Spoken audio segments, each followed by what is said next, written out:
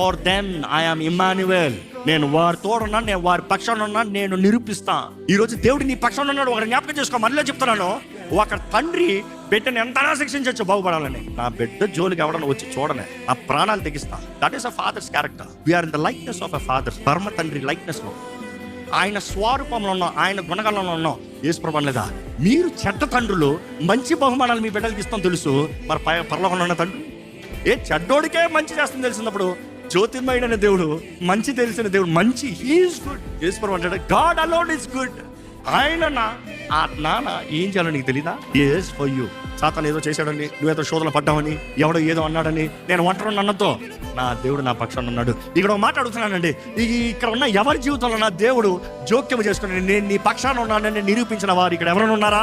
Is faithful కదా. మనుషులందరూ వదిలేసిన కూడా నిలబడతాను, ఎవరు కాదన్నా కూడా నిలబడతాను. నేనున్నాను, నేను చాలు. I know you, I understand, I am for you. ఆయన ఉంటే చాలు.